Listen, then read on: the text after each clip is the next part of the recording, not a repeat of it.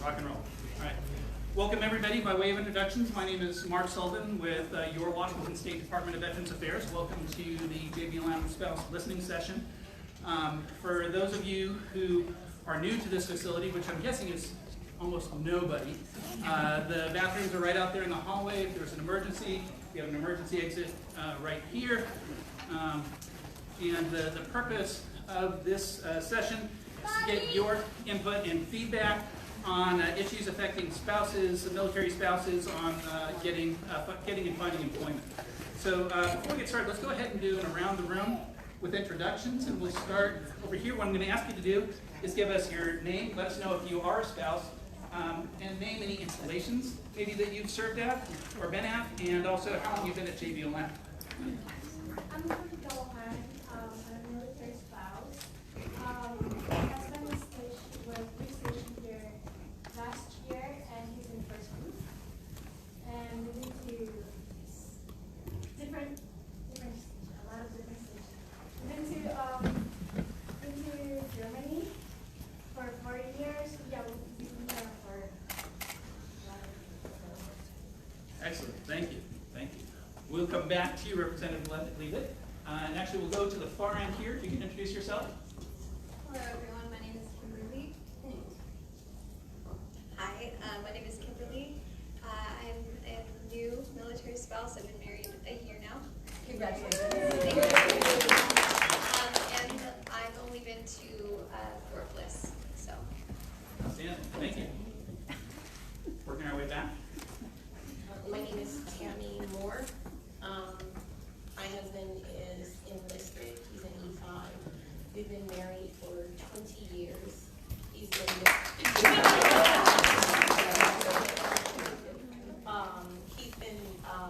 military connected for 10. He did 6 years for active National Guard, and he's been traditional active duty for 3 years. This is our third duty station from Fort Hood, Fort Bliss, and now JDLM, and we're here on a compassionate reassignment. Outstanding. Thank you. Good afternoon. My name is Patty Morgan. I'm a former Army spouse. We just retired after 20-something years. I lost count. And I'm also with AUSA, Director of Family Programs. We have been, our last assignment was JBLM, but we have been to Fort Campbell, Fort Drum, Fort Benny, Carlisle Barracks, and before I got married, my husband was overseas. So I'm happy to be here. Thank you. My name is Amy Tiemeyer, and I'm a military spouse with my husband's Air Force, and I'm a veteran. And I'm with AUSA as well. Hi, my name is Uhud Bailey. I'm originally from Saudi Arabia. I met my husband in grad school in Arizona. We got married at 97, joining the Army. So this is our fourth Army installation. We've been to Fort Irwin, California, Fort Benning, Georgia, Fort Leonard Wood, And Cheryl, we'll come back to you in a second. Hi, Ricky Dodds. I'm a retiree, but I work with, I'm on break this now until September. I work with the Department of Veterans Affairs for Vet Corps. We work with veterans that are going back to school. I lived 20 years overseas, so. And I've been married 27 years. Hi, my name is Ashley Delaney. I'm one of those people who are both. I work for the state, and I'm also a military spouse.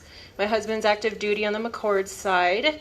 We've been married for 7 years, together 10. All 10 years he's been with the Air Force, so I've been through that journey with him. Our first duty station was at Laughlin Air Force Base, which is in southern Texas, about 2 hours away from San Antonio. And then our journey brought us to Dover, Delaware, at Dover Air Force Base, and now we've been here for 3 years at McChord, and we love it. I think that's it. My name is Marin Keeman. My husband's been stationed at 3 bases, so we were at Fort Campbell, Fort Leonard Wood, and now we've been here for 6 months, and I'm employed in the private sector, not the state.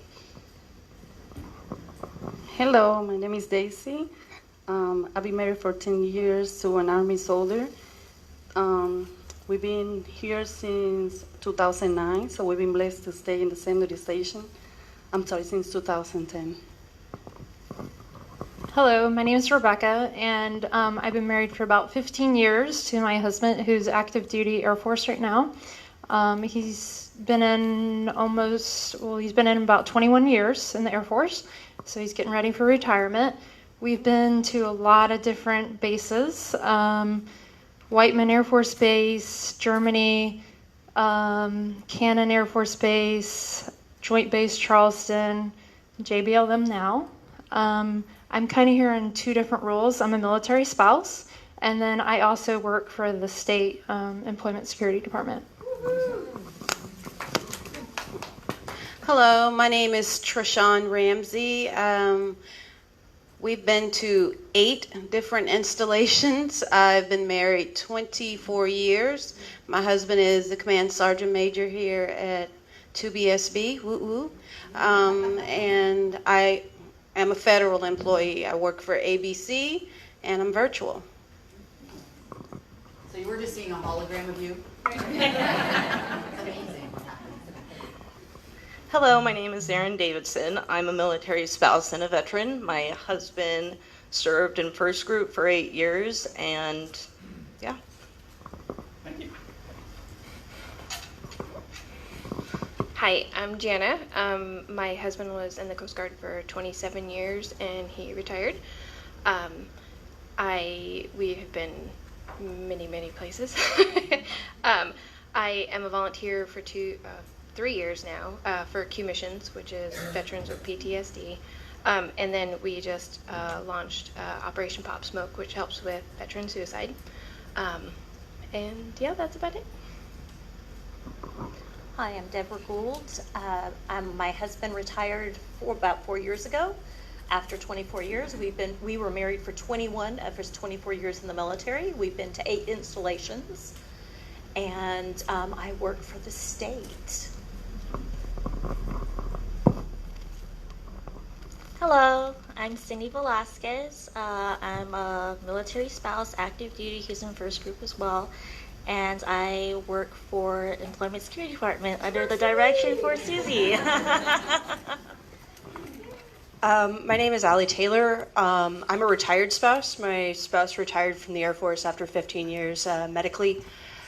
We got married while he was stationed in Germany. We suffered through Columbus Air Force Base, Mississippi together. And he works for DSHS, so he's working for the state right now, and I'm his full-time caregiver. Hi, I'm Lauren. I am a military spouse. My husband is also in first group. We've been in the Army about 15 years now, and this is our 8th time moving, but our 2nd time here at JBLM. And I just want to say thank you for having this session. It's really great to see spouse employment take such a forefront with everything. Hi, my name is Jennifer McGarry. I'm a veteran and a military spouse with first group also. Whoop whoop. We'll just represent. So we've been married 11 years and been to 4 installations, and this is the furthest west we've ever been. So. Welcome to the best of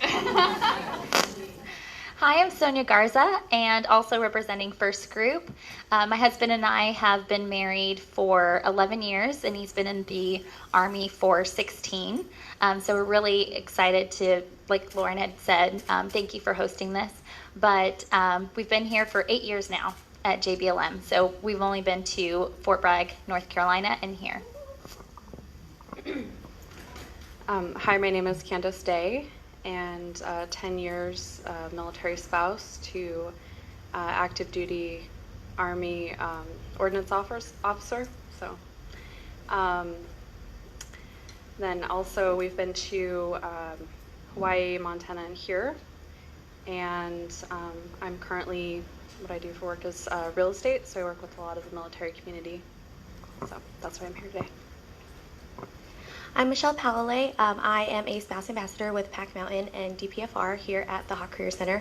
I am a military spouse of 7 years, and we escaped Fort Bragg as our first duty station and finally made it to JBLM to be closer to home.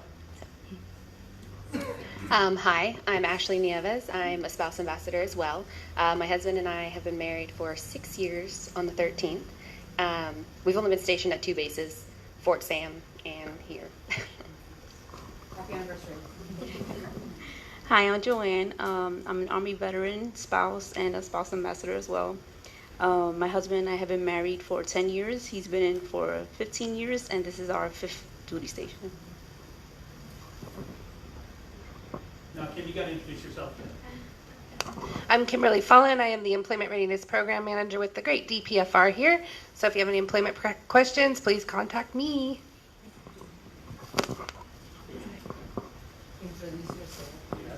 Oh, I could do it too. I'm Rachel Roberts. I work for your Department of State of Veterans Affairs, and I'm a veteran as well as currently serving the reserves still.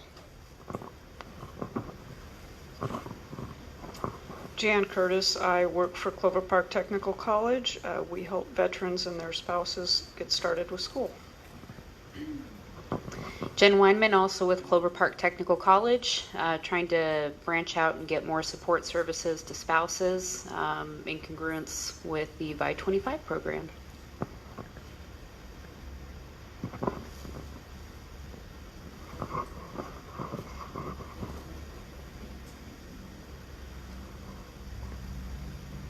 Hi, I'm Tamara Schaefer. I'm with the Department of Labor and Industries, and we're here to listen and really try to create more of a diverse workforce. And so hopefully this will be an opportunity for us to hear some of the barriers that you have identified, and we can go back to our agency and try to help with those barriers. Alicia Curry, I'm with the Washington State Department of Labor and Industries, and I'm just here to listen today. Hi, my name is Quinn Kennedy. I am a Navy submariner spouse down at Naval Base Kitsap. I am currently working with the Microsoft Military Spouse Technology Academy to help train military spouses in technical careers so that they can have a portable and meaningful and well-paid career as they PCS. Good afternoon. My name is Shelley Willis. I am the Director of Quality Assurance and Military Initiatives at Workforce Central, which is the Workforce Development Council in Pierce County, and certifier of the Joint Base Lewis-McChord WorkSource Center. Hello, I'm Mary Ford. I'm the Assistant Director of your Washington State Department of Veterans Affairs. I am a retiree and a spouse of 5, and I have 5 children, so it's really nice to be here. I'm busy a little bit, but not as busy as all you. Hey everybody, I'm Mark Cannon. I'm a supervisor with Pack Mountain, and we offer a couple of programs here at Hawk Career Center for spouses looking for training and employment. Hi, my name is Janine Dorsey. I am the Career Choice Financial Counselor here at Hawk Education Center, and I'm I'm a former military spouse and I'm proud to be a DPFR employee, so if your spouse is thinking about re-enlisting, I can help them with their finances. Hi, I'm Deborah Calhoun. I'm a military spouse, also with First Group, and I work here at the Hawk Career Center, assisting spouses and military transitioning service members to find employment. Hi, my name is Annika Trabuco. I am a spouse of a retiree, and I also am the network lead for the Military Spouse Professional Network through Hiring Our Heroes. Hi, my name is Pamela Bellato, and I'm the new Seattle lead for the Rosie Network, which is a nonprofit in San Diego, which provides curriculum-based entrepreneurial training for military spouses. So we're getting ready to launch that this October, on October 3rd. I'm also the founder of Women Wellness Wisdom, which is an event that I put on, and I just started last year, so this is the second year. For military women, so that's active duty military spouses and veteran women, and it's going to be amazing, so everybody needs to come see me later to get some information on that as well.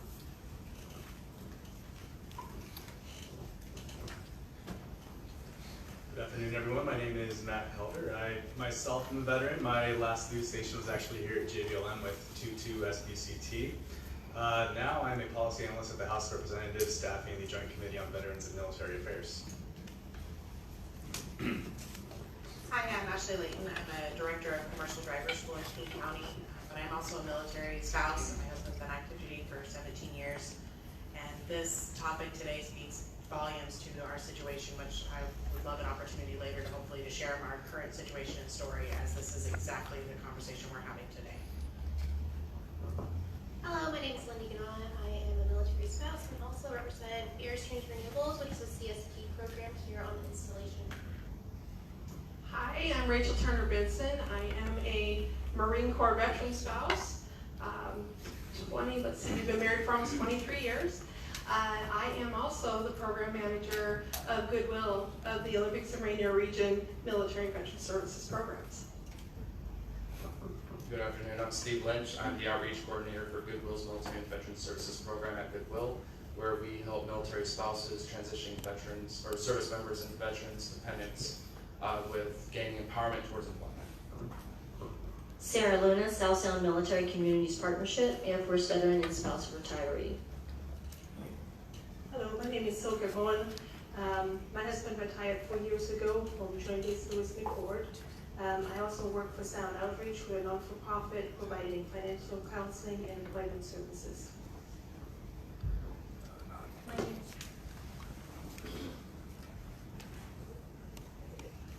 My name is Carol. My husband is presently job searching as well. He was in the military for 10 years. Last station was here at Lewis-McChord. And I am presently retired, so we are in the journey of searching for a military job at this point. So this will be an adventure on our next chapter as well to resource. Thank you. Hi, my name is Morgan Reed. I've been married for about a year to an active duty Army soldier. He's been in about 3 years. This is his first duty station. And I work for SFLTAP as a financial counselor as well. I'll stand because I'm short. I'm Angie Condon. We know what you mean. I'm Angie Condon. I am a military spouse. I'm here on another capacity as well. I am the program coordinator for Onward to Opportunity, in which we provide certification for a variety of industries for both service members, veterans, and spouses. If folks could pull it closer to their mouths, that way we can Hi, I'm Serena Dolly, and I work for the Washington State House of Representatives. I staff 2 committees that deal with military affairs. Hi, I'm Tiffany Cook. I'm a part of the WIOA program here at Hawk Center. I'm also a military spouse, so I'm here in 2 capacities today. And we help transitioning members and military spouses find employment. And we're new, so thanks. Hi, I'm Em. I've been married to my active duty spouse for almost 15 years, and I'm a mom of 4 because of one of those 4 lovely children. We are here on a long-term compassionate, so been here for a while, probably till retirement. I am also with WIOA, so excited to be here, nice to give back and have this conversation. Hi, I'm Leslie Thomas. I'm a Navy veteran and an Army retiree spouse, and I'm currently with DPFR with the marketing specialist. How does that work with the Army and the Navy aspect? Well, it used to go good until you started winning football games.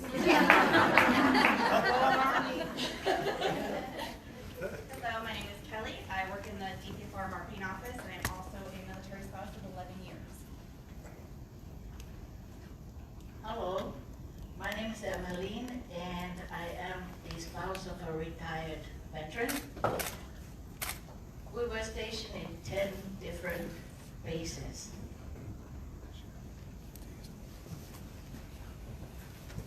Hi, my name is Luke Upton, and I'm a retired Air Force veteran.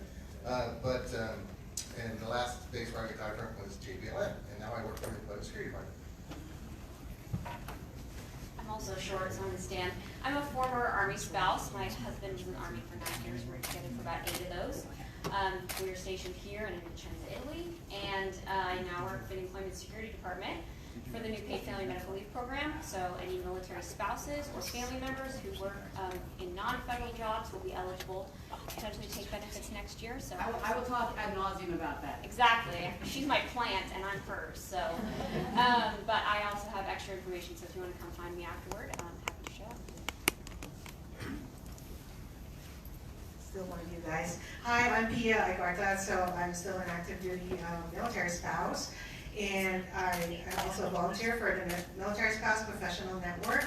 And I love to volunteer and help other military spouses. I'm here, I have a few friends here, and I'm really excited to be here to learn from you guys and also find ways on how I can help other military spouses like myself. So, thank you for doing this.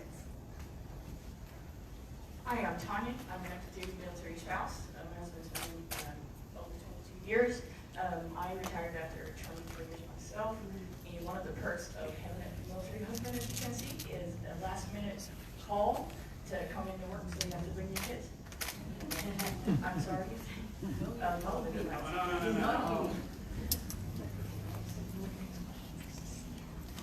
Hello, my name is Norma Washington. I'm a tennis spouse, 25 years, married for 45, and husband died in 2011. Good evening, my name is Jeanette Tweedy. I'm a veteran myself, and my husband is an Army veteran as well.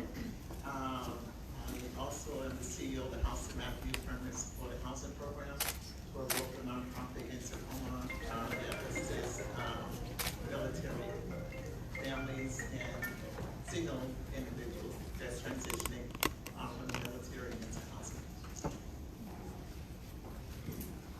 Hi, my name is Michaela Dolman. I work for the state of Washington for the Department of Enterprise Services, and we lead a centralized HR group, so learning how we can support you and excited to listen. I'd say I'm also the proud daughter of a military veteran and just got to watch my mom navigate this world alone, and so super excited to see this happening and just see the group of camaraderie that's happening, so thank you.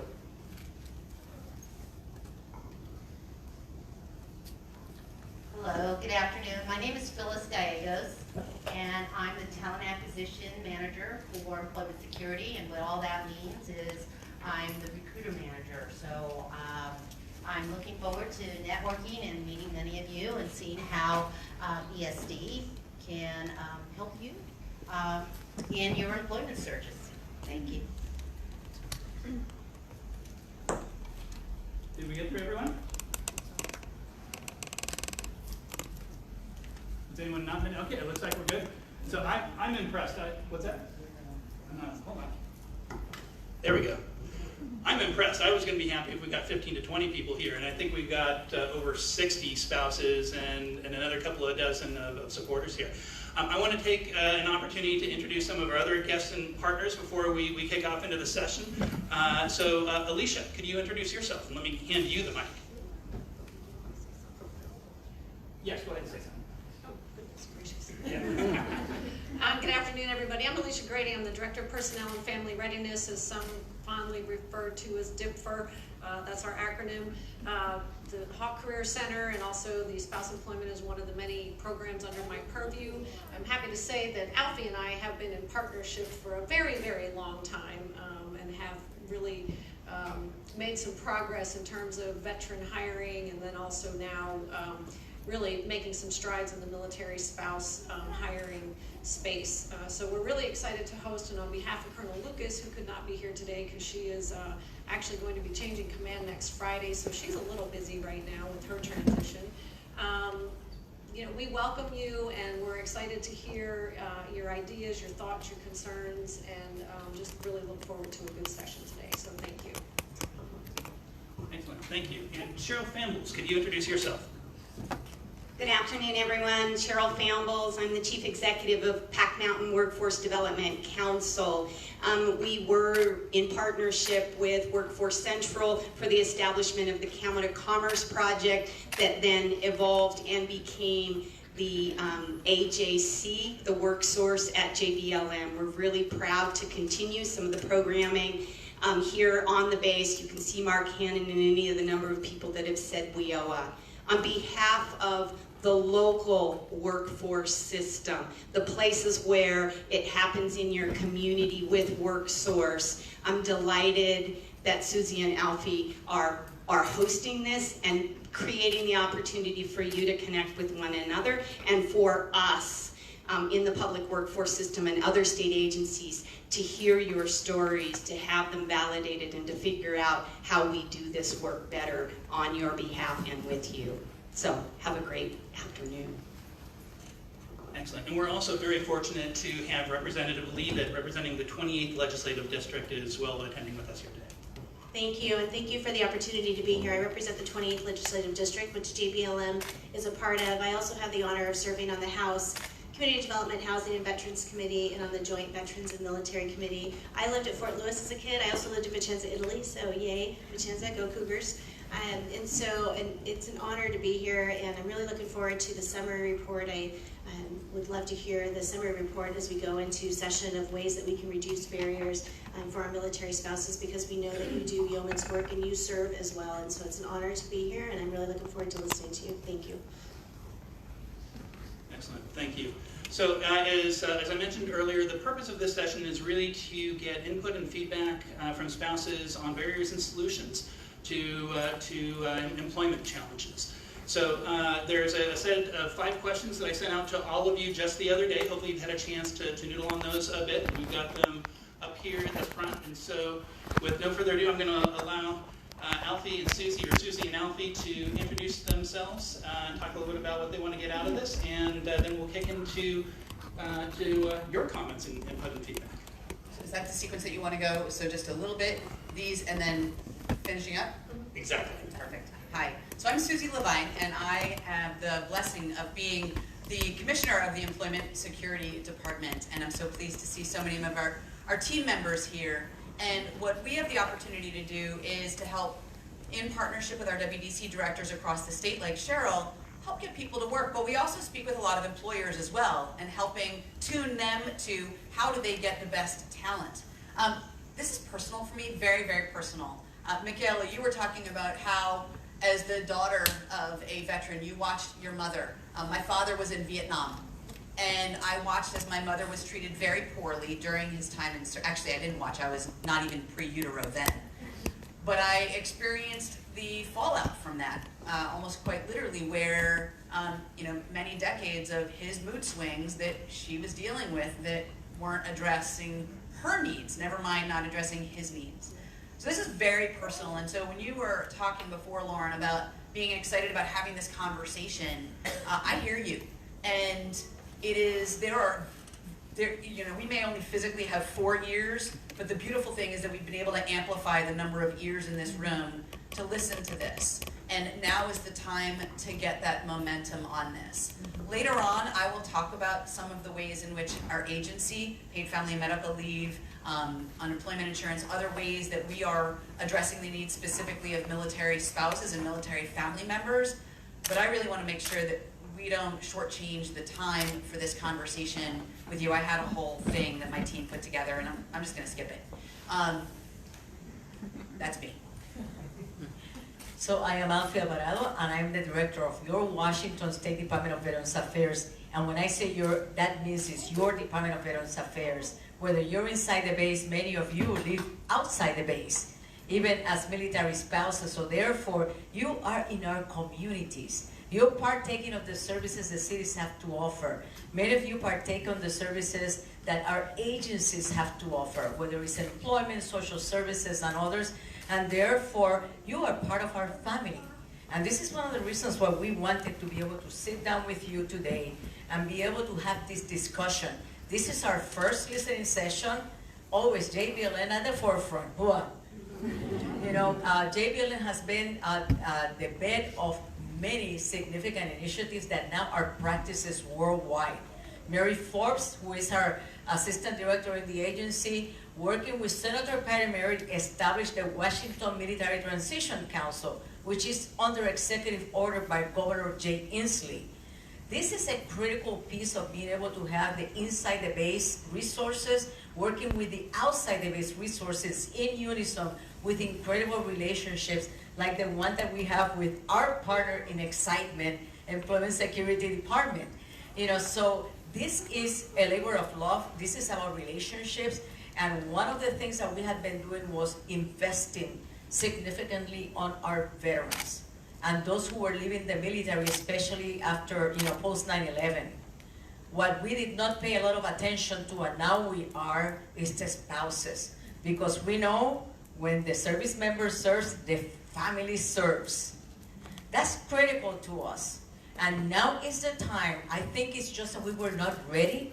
We are ready now to be able to serve you in a way that is going to be significant, that is going to be portable for those of you who are going elsewhere, and to be able to see what are going to be the careers that are going to work here in Washington State and are going to work in Germany, Vicenza, Italy, and others, because you're going to be able to access those services, education, training that is needed to be able to really have a continuing career no matter where you are. It's a huge lift for all of us. It's a huge lift, but today, and the conversation we're going to have, this is a reverse town hall. Usually, people ask questions of the people in the front. We're asking you the questions.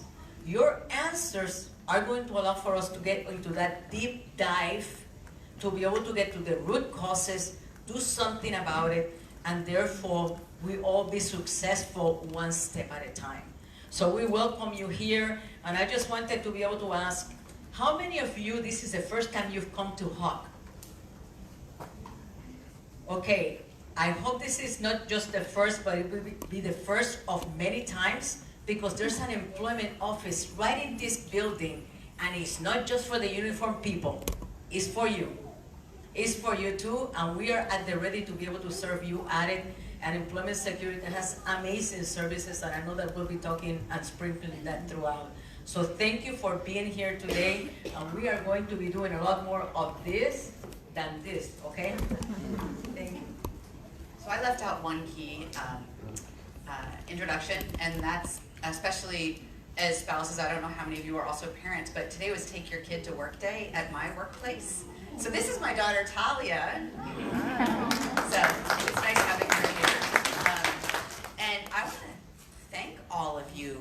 I feel so fortunate to be able to have her hear from all of you and be inspired by all of you. So you're helping me raise my kid today in a really special way. So thank you very much.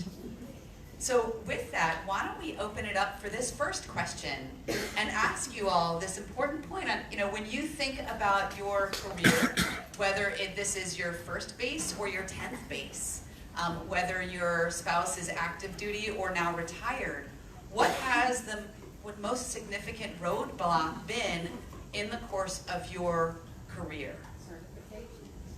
I heard one from up here, but she raised her hand, just saying. Emily? Yes. Emily, please. And you're going to get a microphone over to you. Employers thinking that we're stationed here and we're not going to stay here, investing their time on hiring military spouses, and then we end up moved in a year, Yep. So let me make sure, as you, to let you know, we are live streaming this session. We are live streaming because there are going to be a lot of people who are not able to make it here, and they want to hear what you have to say. And a lot of spouses that want to be able to say something, and they're not able to come here, and they're going to be putting their comments online, and we're going to be able to capture those. So we certainly hope that, and for full disclosure, so to make sure that it is to make sure that we have more opportunities to be able to really get the word out. So that's why we need the microphones used, to make sure that we don't have a vacuum or no voice as we are live streaming this event. And we're not focusing on faces per se, we just want to hear the voices and the information. So what I heard is that short-timers approach. Employers being concerned about hiring somebody who's going to leave shortly thereafter. Yes. Thank you. And I heard down here, you were saying, certification. Let's get a microphone to you. certifications. I have had to change my career because I used to work for CYS and background checks, and it takes forever just to get that to go through. My CDA, you know, it was a lot. So I changed careers, and now I'm in HR, and I love it. But that's a huge thing for me. And I'm going to go off topic a little bit, but you talked about bringing your child. I have a teenager, and it's rough for him. He's a college student. When he comes back here to try to find work during the summer, just for him to even be picked up just for that little bit of time, by the time he gets back on to start working, he's got about maybe 2 paychecks, and he's got to go back to school. So a lot of red tape just getting hired. Thank you, that's very useful. Please, we'll go over here and then back over here, back and forth. Please. So I started this when I was 19 as a spouse. We had young children very quickly. My husband was deploying every other year. So childcare was a massive, massive issue, not only at different bases with employment, but even going to appointments. There are so many medical appointments you cannot, even as a woman, bring your children to, even if they're infants. So childcare was and still is the biggest hurdle that I have dealt with. The CDC programs take forever to get into. There's always a wait list. Off course, there's an enormous wait list. It is a really major hurdle for everyone. So that's really been a big, big thing. 1 second, Tammy. First Rebecca, and then Tammy. Hi, I have just a couple. So the first one is kind of like Emily touched on. So being a job hopper. So they know the military, typically you're going to stay at a base 3-4 years, sometimes Army, but a year or two, and then you're going to move. So for me and the people that I've spoke with that couldn't be here today but asked me to pass along information, it's we've had to start at the bottom at every base and then work our way up. And once we get to a decent job where we feel comfortable and we love our job, it's time to move again. And so it's that struggle of starting from the bottom, working ourselves up, and then starting back over. And part of that is several trifolds, I guess you could say, is the spouse preference with the GS system has totally changed recently. And that's been a struggle. These two ladies were sharing with me that they both work in federal, and I don't know all the changes, but that's been a hurdle that several military spouses have shared, including myself, with the change in the priority of preference for military spouses along with the GS employment. So that's made it better? Worse. Worse. It's basically discontinued, limited. Oh, okay. It's been discontinued, that's why it's... Okay. Well, it's not discontinued, but it's limited. It's not what it used to be. Got it. Yeah. So maybe other people can speak on that, but my experience has been it's really reduced the chances of getting employment, and also a situation where if you're equally qualified as someone else and they look at your resume and they see that you've jumped from job to job to job, I know being in the field of being an employment coach, I look at that and you automatically make false assumptions. And so just having that constant struggle, but a way to resolve, kind of jumping into the next question, way to resolve is just probably educating employers on the benefits that military spouses can bring. Thank you. Thank you so much. Hi, this is also an employment question. As somebody who recently re-entered the employment market and looking for full-time work, I was really surprised at the roadblocks that I faced in finding adequate childcare last minute. So just locally at JBLM on Main Post, I dealt with the CYS saying that as a new full-time military spouse, there was no room and that it would be up to 6 months of a waiting period until we could find some sort of childcare spot for my children. They said that priority is given to dual military, which is understandable, but I think in certain cases when a spouse finds employment and really needs that care, that there should be something in place to really move that either up to a different tier or to allow for some assistance rather than saying, sorry, better luck, sign into this, do that on militarycare.com, and hopefully you'll find something as you renew over the next few months. So that was one thing that I was really surprised about, that really hurt my chance of taking on a full-time job when I just could not, with a deployed spouse, find adequate care last minute for my children. And on that, I would say with number 2, finding effective solutions, I have been at Fort Bragg, and I do feel that the East Coast does have a more military-friendly or spouse employment-friendly system in place.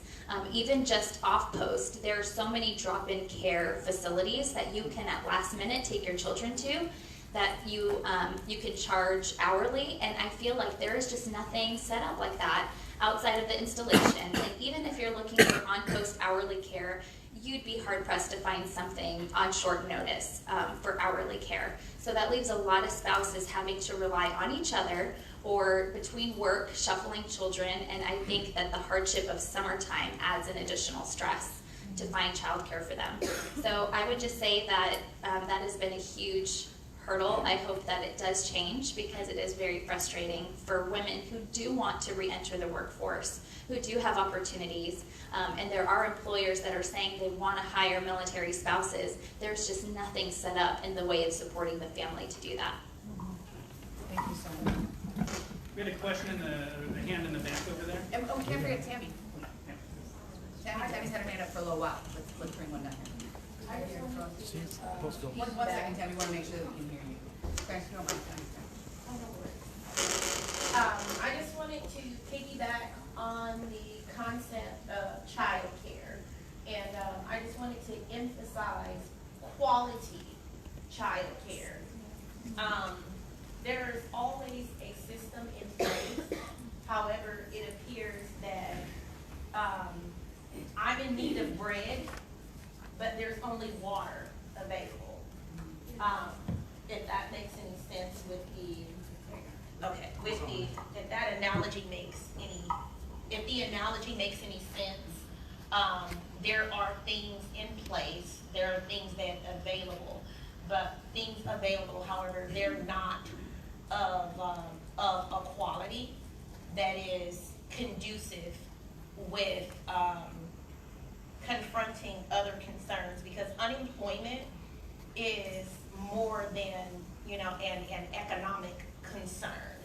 And for me personally, as a military spouse, I have a degree, a very marketable degree, and wherever we go, I'm able to find a job, but I don't use sources from the military post, because they're not effective in in order for me to seek out. There is so much red tape. And so I think confronting the concerns, the fallbacks of being inherently unemployed is what I mean. Because I'm not losing my job in a traditional sense, but definitely confronting unemployment. And childcare is specifically a major thing for me, because my kids come first. And no matter how capable I am, there's no way I'm going to be able to go out and do anything effectively if they're not squared away. I also want to talk about the military spouse's preference. What I noticed was that usually the military spouse's preference is 2 years after he received orders to go to a new duty station. And it only works on USA Jobs, right? I mean, everybody knows that most orders are cut for 3 years. So I almost feel like you've red flag military spouses, because everybody knows that if you don't qualify for the military spouse's preference anymore, that you're about to be ready to move. But there's other circumstances where people are not moving after 2 years. For example, my husband had an internal transfer on Joint Base Lewis-McChord. He didn't get new orders, so I didn't qualify, so I could never apply for federal positions. Alicia is busting out the seams here. I guess my question. Here, why don't we give this to you? Yeah, I guess my question would be that I'm hearing some things that are very specific to the garrison or garrisons, because a lot of these things are the same at any installation that you go to. The Military Spouse Preference Program is a DoD-wide program. Child care is, Army-wide. It differs a little bit, but it's pretty much standard across the board. So I'm hearing some things with regard to the Military Spouse Preference Program that I know are not accurate. So I guess my question to you two ladies is, do you want those clarified now, or do you would rather just gather all of this and then loop back with everybody? How would you like to proceed? Because you're right, I was busting, and Kim's shaking her head. Kim's the expert on military spouse preference, and so if we can dispel some of those things here and now, maybe it's helpful, or do you want to wait? Well, here's what I'd like to do. I'd like for us to hear and listen first. And then why don't we take the final 25 minutes and we'll both do parking lot. And so we'll put this in the parking lot for you and for Kim to talk a little bit about this particular area. And then I want to make sure that we're sharing with you the services that we already have for you. And I may actually enlist my friend Rebecca, who's become a master of this, in terms of coaching folks on what services they can avail themselves from. And may also ask some of my fellow state agencies where they have things that specifically address spousal needs, if they'll take a moment and also share that too. But I really want to dedicate this time to listening first. But like I said, what we'll do is we'll stop at 35, and then we will go and circle back on some of these. So we'll parking lot this point and come back to it. Silke, thank you very much for your feedback on this in particular as well. Okay, so I've got two different perspectives here. I'm going to stand up. The first is, as a military spouse, I think that we're running into some roadblocks or barriers with not knowing what resources are available to us. Like, just a show of hands, how many of you have been here before? And most of you had not. Which, as a WIOA provider new here, is kind of concerning. But as a military spouse in particular, it has been a huge barrier with knowing where do I go. We know Indeed, we know like all of the major job searches that we could do, but how do we get more information that's suitable to us in particular? It's a huge barrier. As a WIOA provider, I will, and this is part of number 2, I will tell you that being new, sometimes that gives us a little bit of fire. Everybody on our staff right now, we are military spouses, so we can provide a different perspective for you. But the other thing too is how do we take that barrier away from you, and how can we meet you where you're at? And so I would, if you guys can come find us, give us some solutions to those barriers, that would be awesome. But I know as a spouse, that can be very difficult with knowing where to go. In a new place, in a new city, who's got my back, who's my cheerleader? Can I ask you to do one thing for me, please? I don't know that everybody knows what WIOA is other than the letters WIOA. So if you could just really, really quickly describe what it is, that would be great. Sure. Thank you. I can tell you what we do. This is only my second week, but so excited. What I can tell you that we do, you guys, is that we provide transformational services for military spouses, but also transitioning members. So it's not just finding you a job, it's what am I doing that's going to transform your life so you're self-sufficient at the end.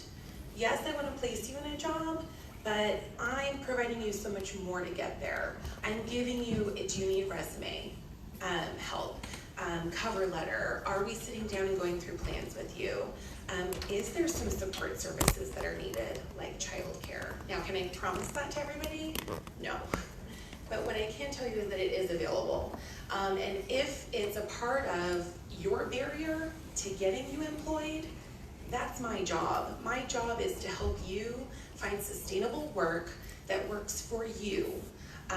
If that helps at all, we are here to help transform where you are currently stationed. So we're very passionate women hoping to move move the bar to help represent you. If that helps at all? That does help explain it. Thank you very much. I just wanted to make sure we didn't make any assumptions in terms of acronyms. There's certain ones that I think folks can universally know here, but there's plenty of others that don't. Why don't we go to this Ashley? There's like 3 Ashleys in the room. I think the name Ashley wins in this room right now. We're going to go down to Ashley down here in the costume. Hi. Again, my name is Asha Delaney, Air Force spouse. I resonate with a lot of the things that people are saying here. No, it's okay, carry on. Oh, I thought you couldn't hear me. No. The first one I want to touch on is specifically, I wanted to work for the state before even coming here. So in Delaware, I worked for the state of Delaware, and when our orders dropped, and we knew we were coming here for certain, I talked with my husband. I said, look, I'm going to start applying for jobs now, 4 months ahead of time.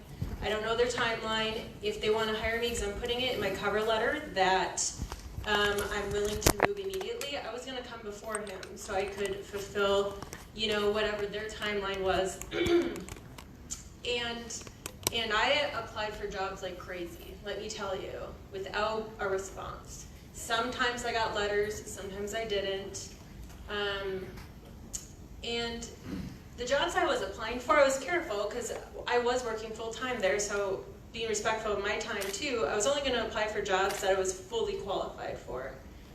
Not hearing anything, no callbacks, I was a little bit bummed out. I was like, okay, well, I'm going to start applying for jobs that I'm overqualified for, which I'm okay with because I'm willing to, you know, sometimes you have to start from the bottom up, which can be frustrating every time you move to a new base, but I was excited to do that too, and didn't hear anything, and people said, well, maybe it's because you have more qualifications than they're asking.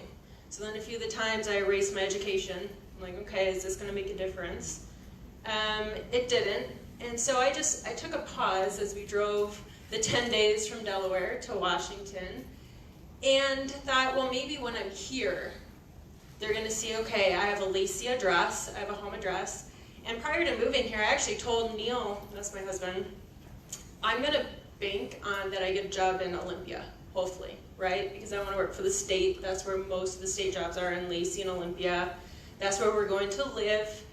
Wish me luck type thing. So I am talking a lot, sorry about that. But just sharing my story because once we got here, I still didn't hear anything. And all of a sudden I see this job, and I applied for it, and after a few months, didn't think I got it, but since we were here, I actually walked in to that agency, and I'm like, well, they didn't hire me, but I just want to introduce myself. There's a face behind this application, and coincidentally, they had not filled it yet, but that they saw that I was someone who was here and excited about it.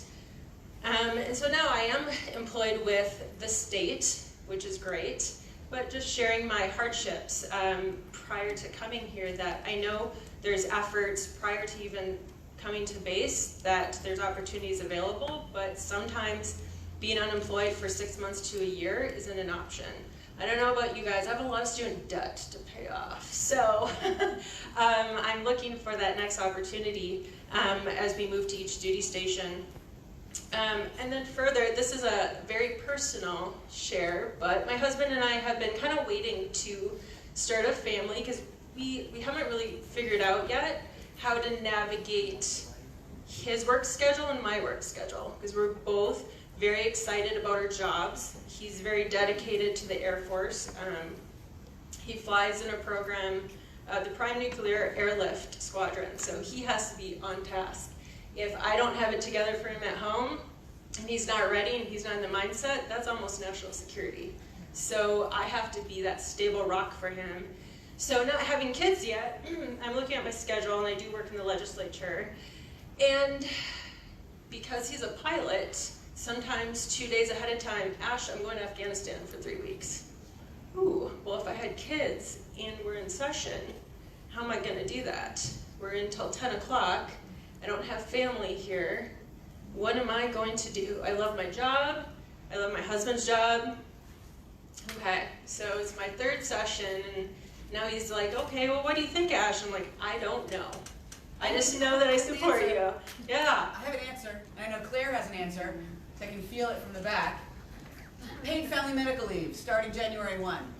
Yes, So but that's part of the answer. yes, It's part not of the all those answer. legislators. But yeah, so it's and it's my situation is very unique because I know each person has a unique story, unique schedules based on their husband's jobs and what their schedules are. Sometimes there's night schedules. Sometimes, and for mine, it's just an erratic schedule. So I Yeah, so don't- Ashley, so one of the things as far as, this is fortunate that we have somebody like Ashley who is actually working, in our legislature. We have one of our state representatives, and ultimately some of the work that is going to be taking place in there because of your feedback could result in actual legislation that will have people who will be able to help us push through things that are going to be able to work with us, for us. So we need to go, to the next person. I actually wanted to respond just a moment to what you were saying as well, because I think it will lead us into not just the next person, but I want to go into the next question, and then we'll circle back. I'd like to introduce you to Rebecca, who's sitting behind you. Rebecca has the reverse story for you, and if ESD was one of the places where you applied, then we have to have a separate conversation afterwards, because Rebecca applied for a job with ESD 3 months prior to moving to Washington State, got it, so that she had a job when she hit the ground here, and I've been using that time and time again as an example of what we need to do. And part of why Phyllis Gallegos is here from our agency is because that is a program that we want to have standardly done. That when you get those orders, when you know that your spouse is being PCS'd, we want you to come to us. We want to hire you. We want to have people be able to hit the ground, not just running, but at a full sprint, and be able to have some of the best benefits. So it's something that we realize that as the Employment Security Department for Washington State, we need to be the best employer and then spread the word on how to be the best employer for military spouses, transitioning service members, and veterans. So your story is so powerful in sharing back with our counterparts as a cautionary tale for all those folks who missed you and should have responded to you, at a minimum for the courtesy of responding to you. And so on their behalf, even though they don't even know it, I apologize for them because that was a mistake. So now let's talk about some things that you've seen that have been working effectively. One in the back. There we go. Sorry about that, Allie. Go No, for it. it's totally fine. I wanted to make a quick note, touching on what you said about lip service and accountability, because there are a lot of corporations, also public sector, but also corporations who said, we want to hire our military, we want to hire our spouses, we think that these people need jobs, these people need mobility, and that kind of thing. Okay, the base before this was Mississippi. I have a very, very marketable bachelor's degree. It took me 5 months to find a job. We couldn't afford to exist. And it got to the point where I walked into a Starbucks and I said, I need a barista job. Just give me what you have. I know that you just put out an initiative that says you want to hire military spouses, so please help me here. And it was a pilot training base, which means that if you're a pilot spouse, you're there for 11 months and then you leave. We weren't, we were mission support, but carry on. The lady, the store manager told me deadpan, we just lost 2 military spouses and I don't want to hire anymore because we have contributed all of this resource into onboarding them, and then I don't want to lose another military spouse. So I'm sorry, but I'm not going to be able to even talk to you about having a job. And I say that this is relevant because it is a Washington-based corporation, and I'm sure that somebody typed out a beautiful thing saying like, hey, military spouses, let's give them jobs, shut their laptop and collected their bonus, and then nothing was really done past that. And that's what has hurt me more than anything in this whole situation. Allie, thank you for sharing your story. Thank you.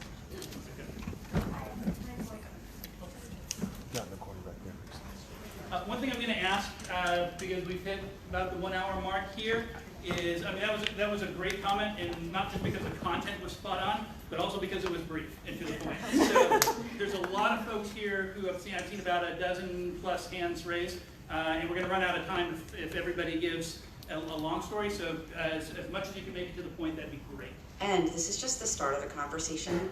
So as was mentioned before, Alfie mentioned before, please feel free to add comments.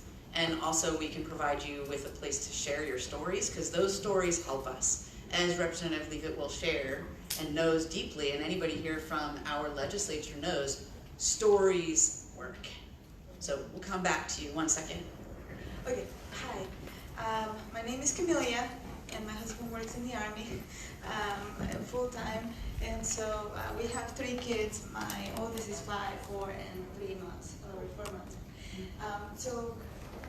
In 2 years, my husband is going to go from active duty to reserve so he can go to school.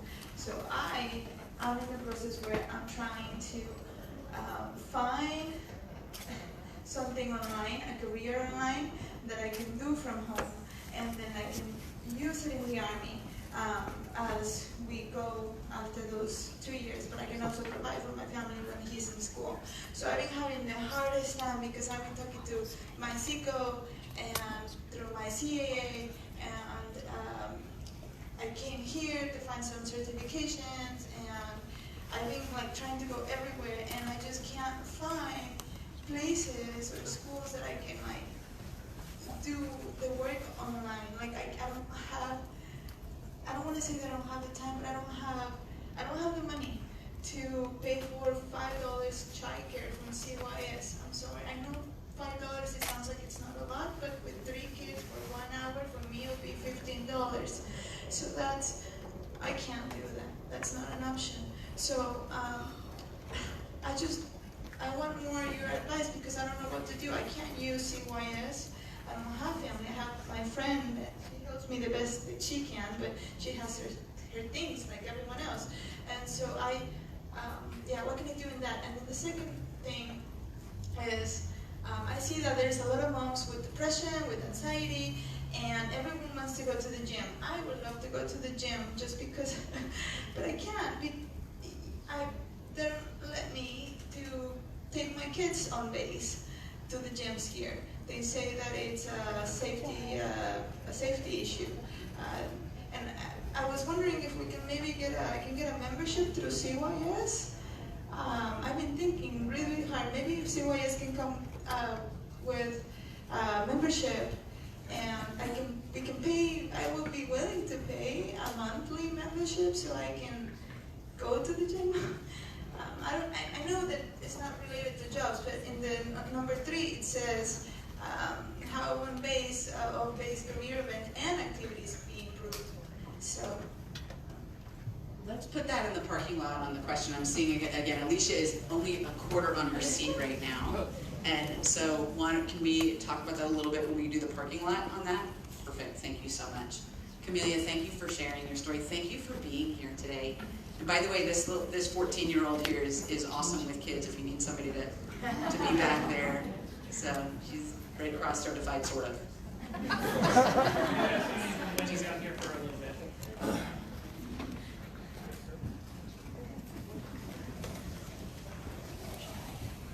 So I'm mostly going to speak to number 2 a little bit more, but so I actually never worked for the state or the government. I've always worked in the private sector, which has been kind of a different situation. So when we were at Fort Campbell, I actually drove 48 miles each way to Nashville to work in my career because there was nothing in Clarksville that could be worthwhile. I guess it's been, I graduated college, I did all these internships, and I was ready to find a job that fit with that. My only option? Nashville. So 2-hour commute every single day. But one of the things that I found that was a good solution, and that's part of why I came here, is because I've actually worked for the same employer, sorry, my voice is shaking, for 3 years. And I've actually moved twice to different bases with that same employer. And that's because they're a healthcare company out of Chicago, it's R1 RCM, but they have a very strong remote work culture. And it's thoroughly ingrained in their HR, in their IT. They basically committed to, they would look for employers near their offices first, or employees.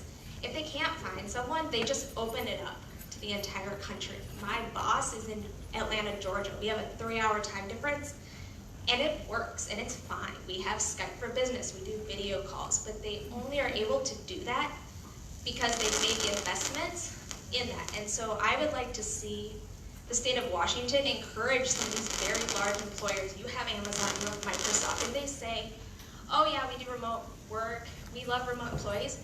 They require you to be a remote employee before you can apply for a fully remote job. So what's that big barrier then for you? Have an entire population here that probably doesn't want to commute to Seattle for kind of a professional private sector job every day. But they can't get employed by these companies because they don't meet the minimum requirements of, oh, you've had a professional remote job beforehand. So the solutions I've seen, I guess, is on the employer side. There's a lot that you can do to prepare people, have the right education, certifications, volunteer, do internships, whatever it is. But if the employers don't understand, see the benefit of having, you know, a remote employee that can be really resilient, that can, you know, work full time while moving, doing all of that stuff, then those jobs aren't going to be available. Maybe on that side?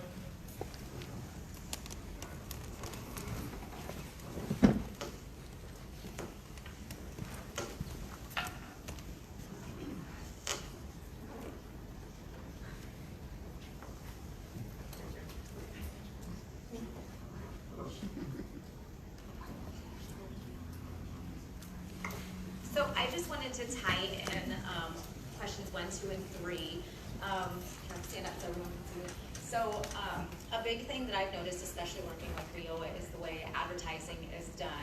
As a spouse, first thing we do, it's easy and it's simple, is go online and look for work. Online, you can send out hundreds of resumes, might not hear anything back. So in my couple of weeks with RIOA, I know services I never knew existed. At the Hawk Center, I now know of services that I have never known of before. I've been on this base with 2 separate PCSs here now for almost 8 years. There are things I'm learning about at Hawks just within the last couple of days that I never knew existed for both transitioning service members, and spouses. So that's a huge thing, is to get that information out there and get it out there correctly. Maybe not focusing on advertising within just the military sector, but really put it out there, because let's face it, a lot of spouses prefer social media and word of mouth to a flyer we're gonna see on MWR or a military magazine we're never gonna look at, because frankly we don't have time and we don't care. So that's a big thing. And also with some of these career events, there are so many career events, they're great, there's all these symposiums people can go to. You can get information, you can talk, that's wonderful. Why are we not doing interviews right then and there? Why are we not getting the information when this is going on to call back these spouses and have follow-up? And that is a major thing that I've noticed within Washington as a whole, as well as within every single base that I've been to as a whole. So those are some things that I'd really like to see change.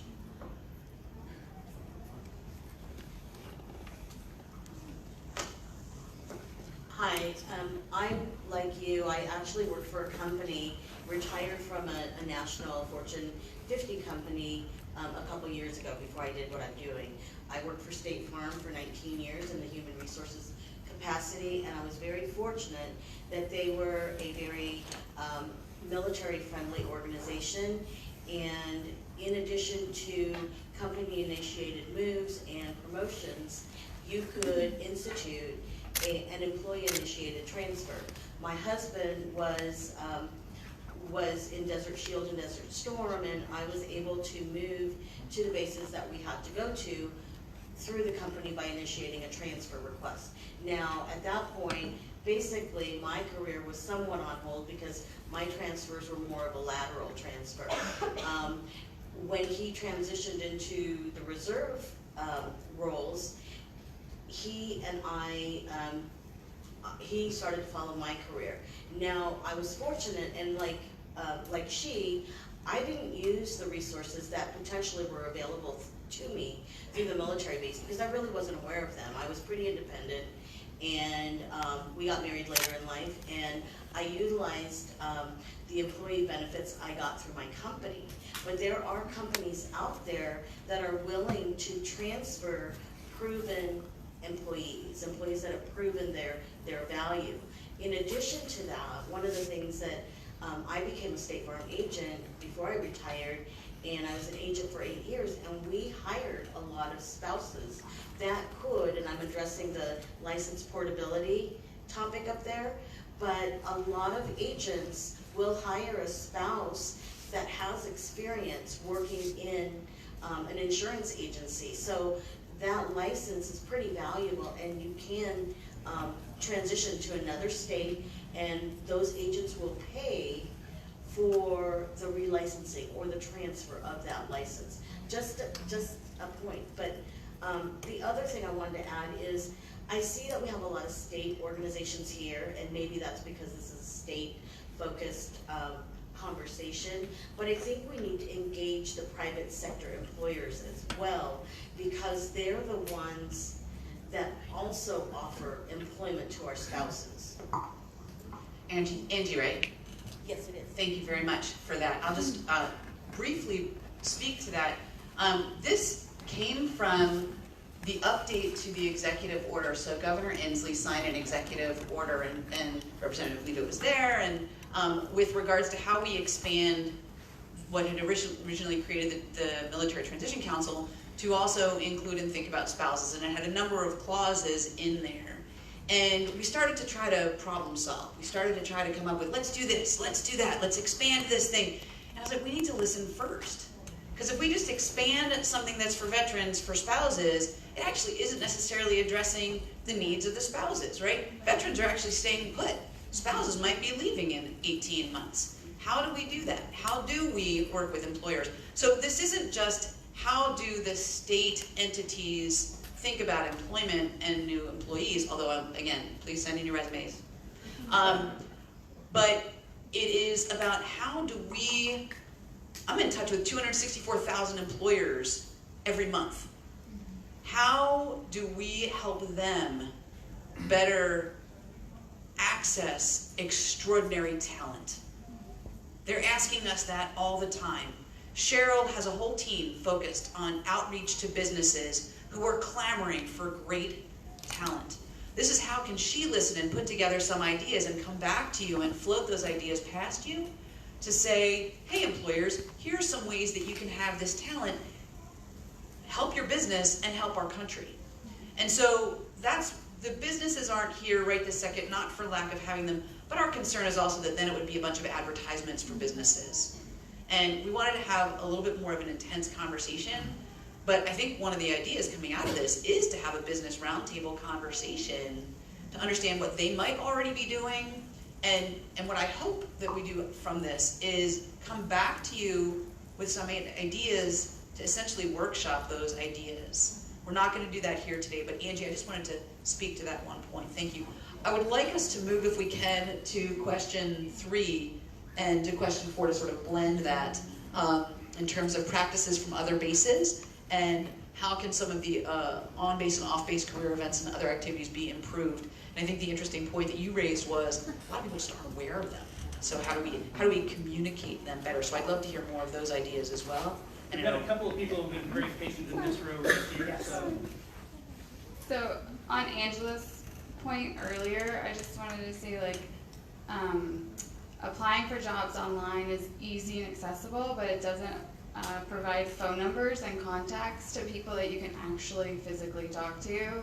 So that's where your resume gets lost and you have no way of communicating with anybody that you're a real human and that you are really intent on getting this job. So you just kind of go months and months and then just give up.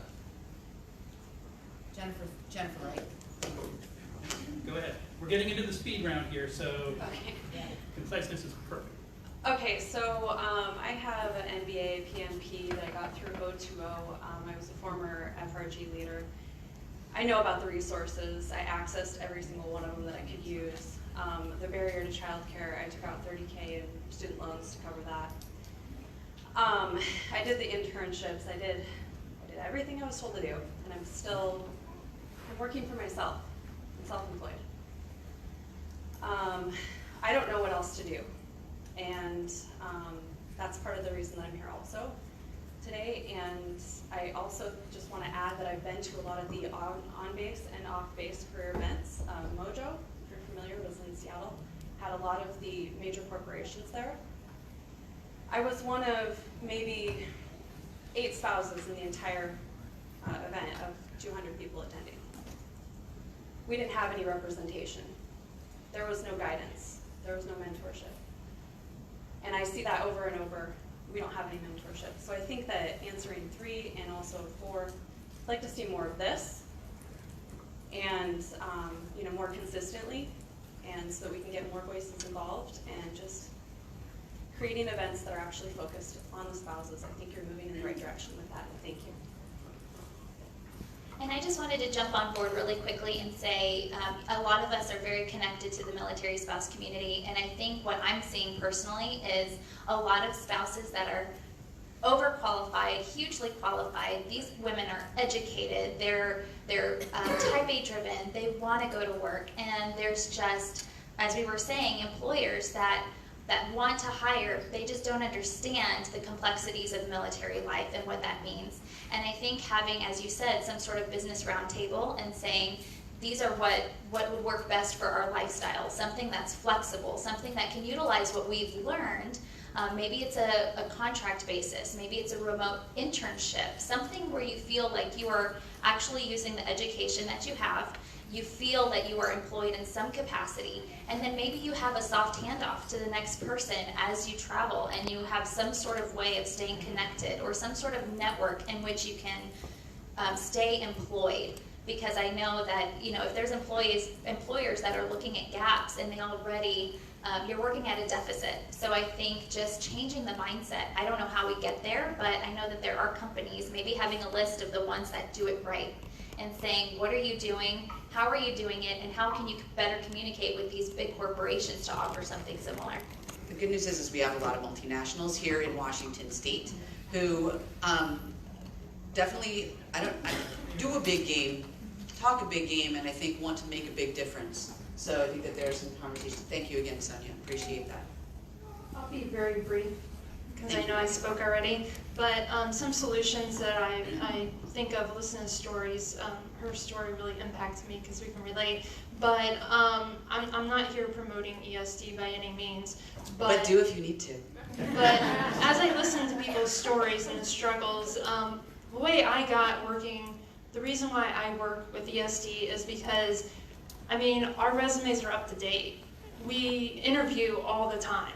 Why not help others do that? In the room, we share that commonality, and so why not work as a job where you can do what you know? I got into employment, workforce development, because I went to an interview and I said, look, I can guarantee that my resume is most up to date than any of your employees, because I've switched jobs probably more than you or anyone in your entire agency. I've interviewed probably more than anyone in your agency. I know my stuff because I have to keep up with it. And so, a solution is think about that. Think about helping your other military spouses maybe go into that work. And like Susie said, I'm very grateful because I had the opportunity to get a job with ESD. I did my interview on the phone in South Carolina. And I got this job, so, but it was hard work. I applied probably for 25, 30 different jobs before I got this job, but I'm very grateful for that. So that's the solution. Another solution is, I know there's a lot of talk about the WIOA program, but I don't know, I just want to ask the question, is it income-based? I don't know, so I'm asking the question. All military spouses qualify for WIOA under the dislocated worker, which I think is a horrible term. And or adult, depending on the and exactly, I still think that the term. And also young adult, ages 16 to 24, meaning that you only have a high school diploma or GED, or you need one. So those are applicable to you. That's your opportunity. I'm good. I don't need no mic. I use my outside. So yes, and I guess that's why you need to know what the system can do for you, because even though you don't live on base, the system is accessible all over. The WorkSource system is your entry point. So even if you don't come to use this site here on JBLM, you have the ability to come and go to any WorkSource location, and they will assist you identify as a military spouse. All right, now. My last thing. You go, Shelley. And we'll come back also during this next, from 35 on, to talk about some of the solutions that we hope that you avail yourselves of. Representative Leavitt, thank you so much for being here. Really appreciate it. We look forward to continuing the conversation with you. So I promised a brief 5-second comment, and then we'll get up into this corner. And this is just a follow-on for the solutions. And for Washington employees specifically, so we don't live on base. We live in Lacey. My husband commutes up here and I go. So that means someday when we do have kids, I'm looking for somewhere in Olympia, in Lacey, and that is more than 8 to 5. So most days it'll be 8 to 5, but it's unrealistic for people working for the state to drive all the way up to base to drop them off here and then drive all the way back to Olympia. So one of my solutions would be, I know some agencies do offer some sort of childcare, but opening that up to all state agencies to help us. Infants at Work programs are expanding across state government. L&I, do you guys have one? We just started ours last year.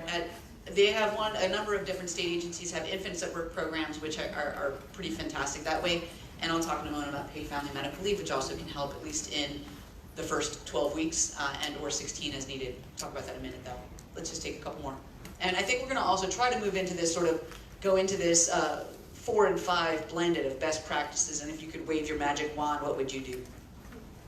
One of the best practices from other bases, I would take it back to the Netherlands. I am Dutch. I worked in the Netherlands Army, and we have dual positions, part-time positions, but also dual positions, not only in state, but also within the military, at not just lower ranking, but overall headquarters, national headquarters, where you can do a dual position of 2 people filling in the work week the way that they think will work.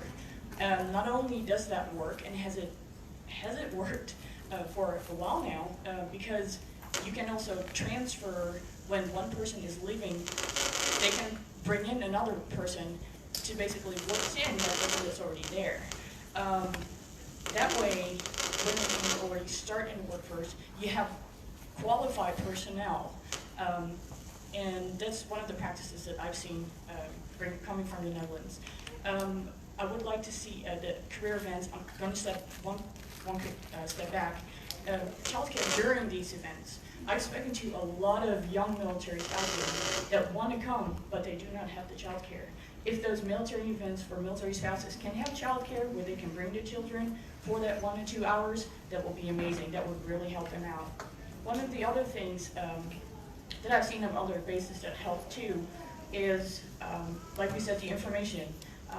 Bringing out on national level, but here and for us, that is a lot smaller, state level, is bring the improvements, put it in a flyer to say why it is good to have military spouses in your workforce, why it is that we are qualified, basically the benefits, and put it in there. So it's not just a hearsay, but it's been brought from the state level into the private sector or the state departments, why it is important. That's just some of the practices that I've seen. Thank you very much.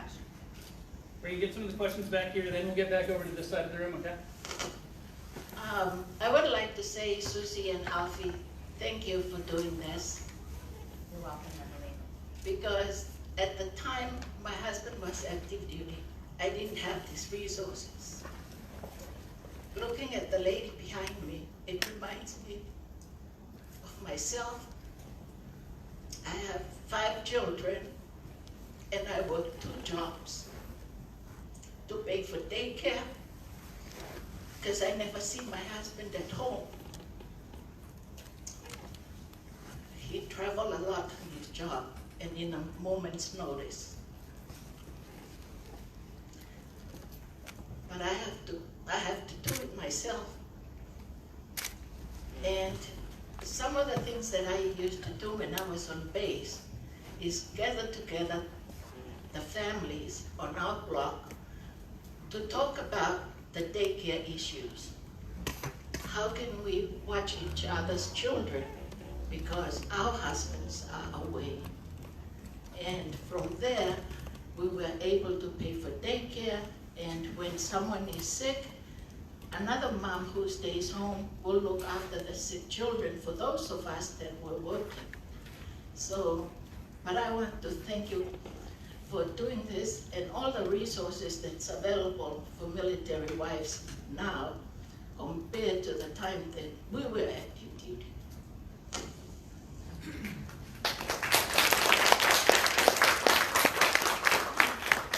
That just tugged at my heartstrings, so it's gonna take me a minute. I'm gonna tie in 3 points very quickly. On an off-base career events, I think we need to be intentional with who we're bringing in to these career events, based on, like I think about how many employers we have access to up here represented. That's astounding. How do we narrow that down with what's being said today, what we're really looking for? Is there a questionnaire?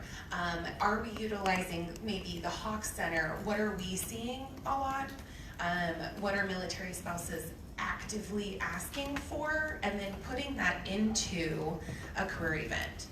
So when you come to a career event, you're seeing jobs that you really want, but also that have positions available.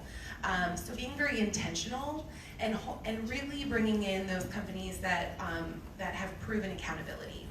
So that would be that, best practices, tying that all together. If I could wave a magic wand, I think that we would provide them a little bit more frequently.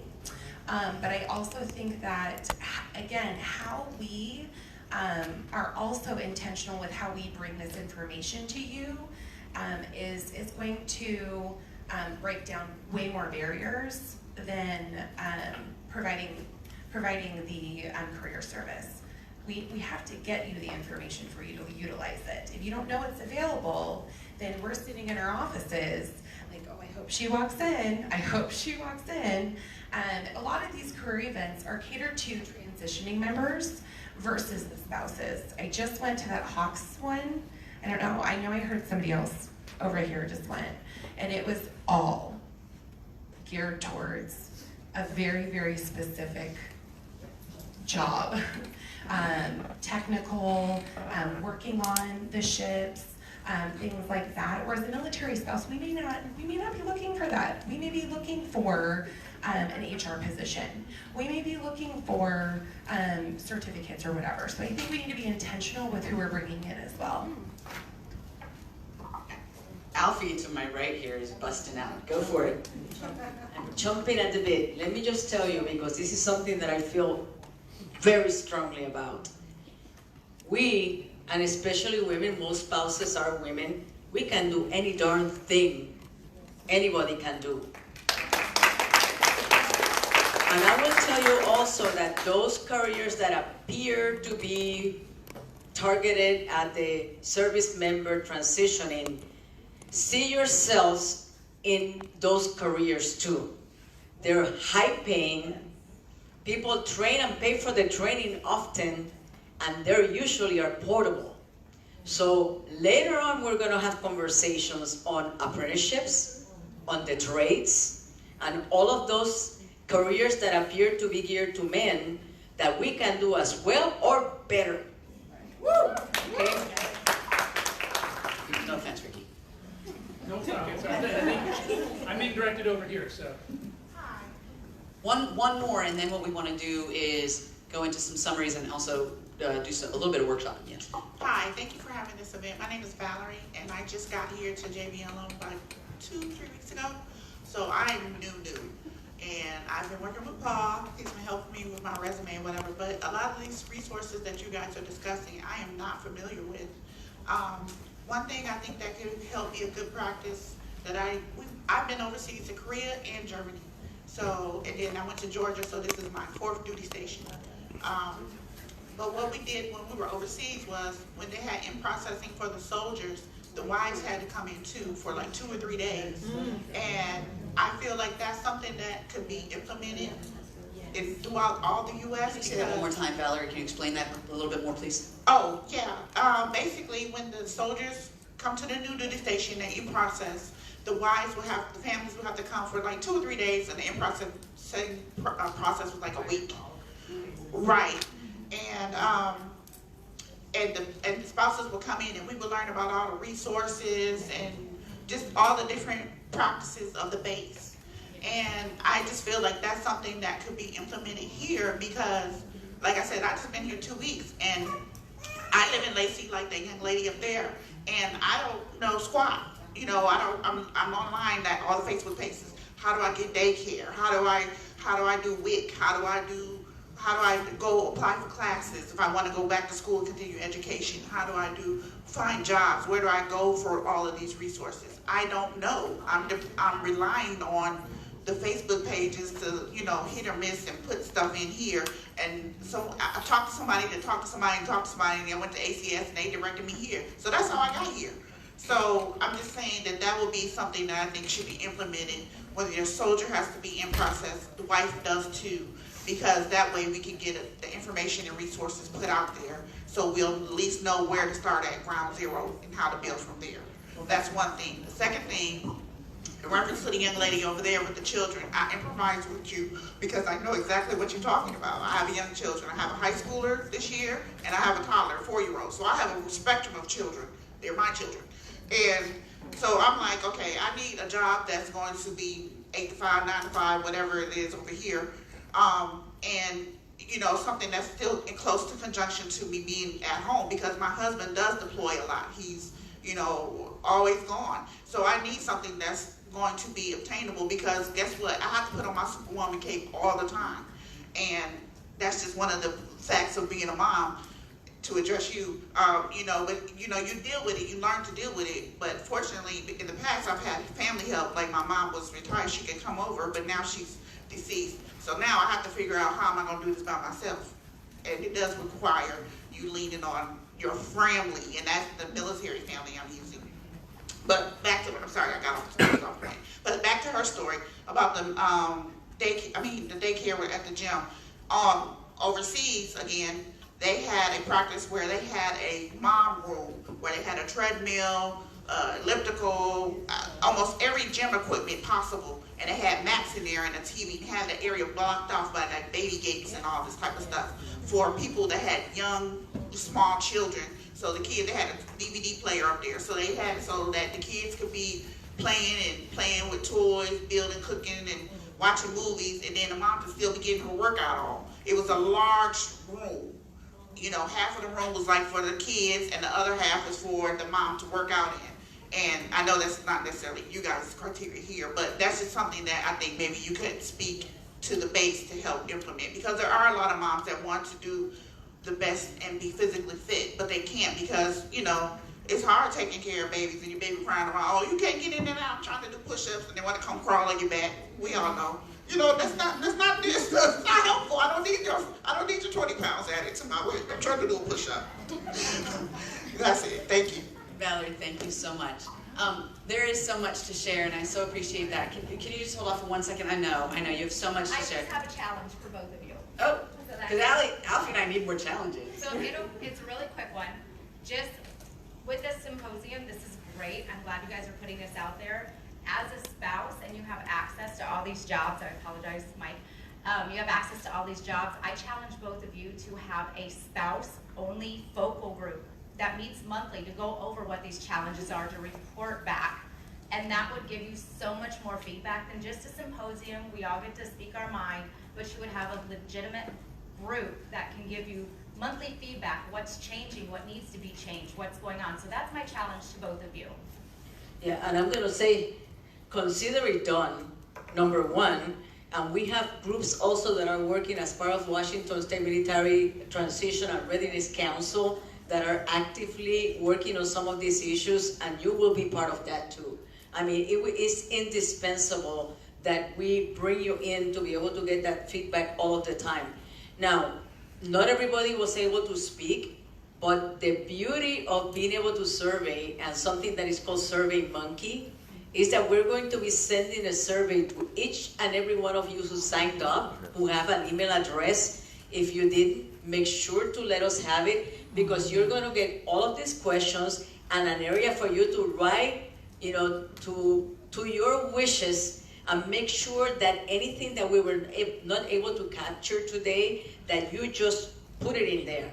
We're going to put all that in buckets. Those buckets are going to start developing themes, and that's how we're going to start really making those deep dives into the areas that we need to work on.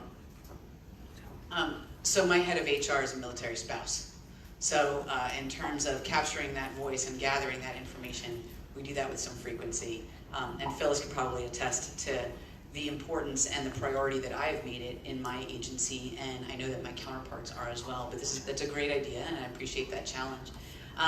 And we've also expanded our Veterans Employee Resource Group to include spouses, and our Military Recognition Month is also about recognizing spouses, and we've rolled that out as of this past year, including little challenge coins and recognition for the spouses and not just the military veterans, because we understand that you all serve, and for those who have doubly served, who themselves you are veterans and spouses, again, thank you squared. I want to do a couple things. One is I want to just summarize what we heard. And then what I want to do is just share with you some of the things that we do, and then I'm going to hand it off for some of the answers in terms of what you have access to on base in terms of solutions.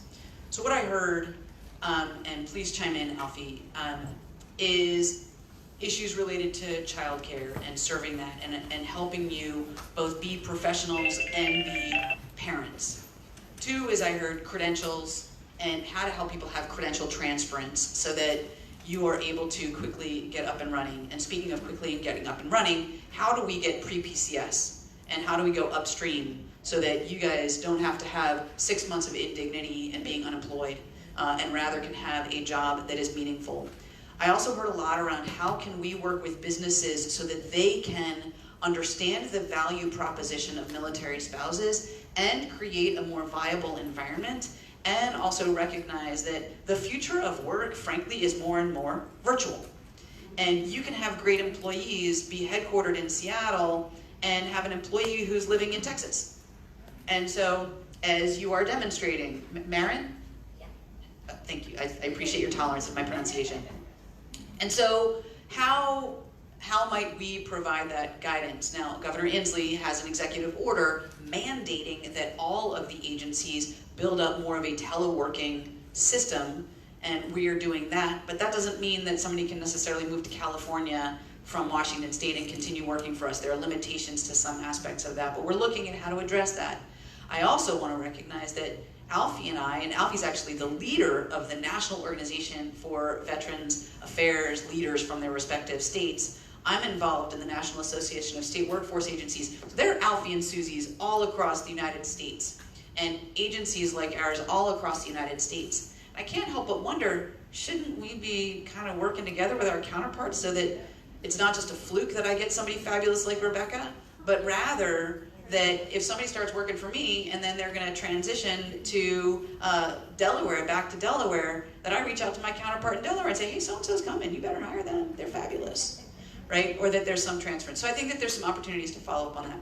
So in terms of ESD, the Employment Security Department, I've referenced it a few times. I wanted to share with you paid family and medical leave. So it's a new program that was signed into law in 2017 that allows people to have wage replacement during a time of leave. And it's paid family and medical leave, meaning that it's referencing not just you've had a baby or you've acquired a new child, but also if you need to care for a sick parent, or if you need to care for your spouse, or if you need to care for yourself. Let's say you get injured.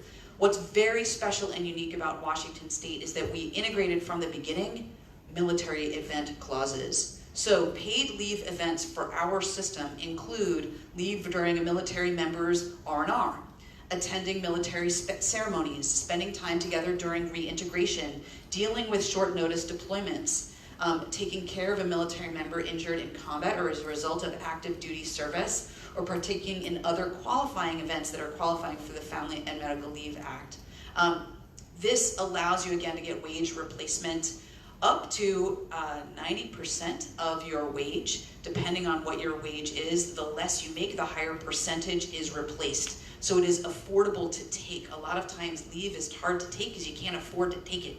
And it was progressively designed so that those who need it most can get the most benefit out of it.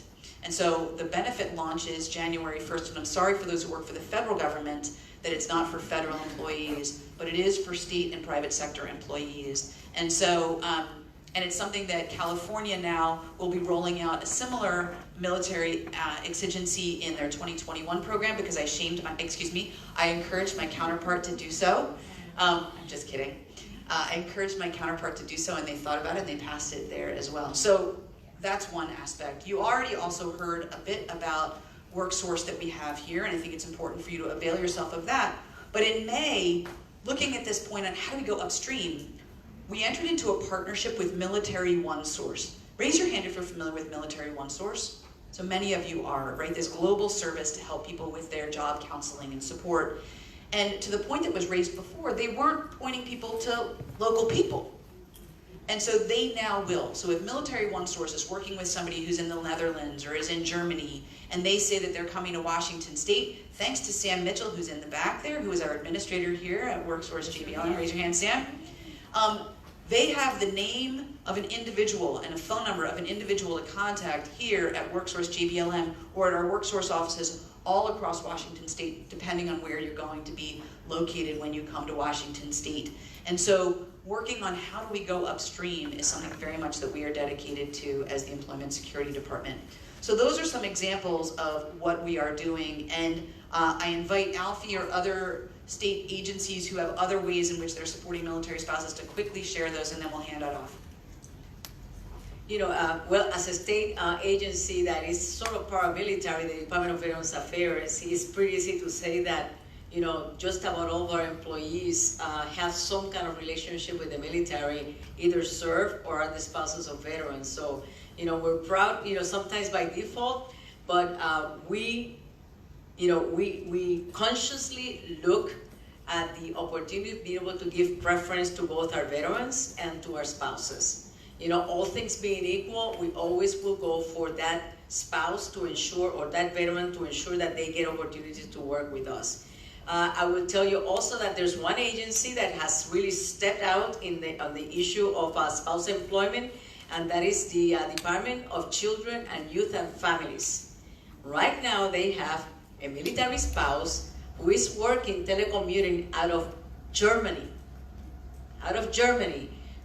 We're starting, you know, to get into the process of being able to try things out and people really sticking their neck out and noticing that it can be done. And that the talent that our spouses bring to the table is talent that needs to be really capitalized upon to make sure that we both benefit, because this is the right thing to do for all of us. Elle and I, you guys want to mention anything? I want to mention something, but I don't want to. Do you know what LNI is doing for you? Well, I can talk a little bit about LNI. I guess I'm here representing LNI too. We're using this opportunity as more of a learning I hope experience for us. Okay, no worries. I come from LNI. I worked in labor and industries for 12 years. I'm at ESD now. That's the agency to be at.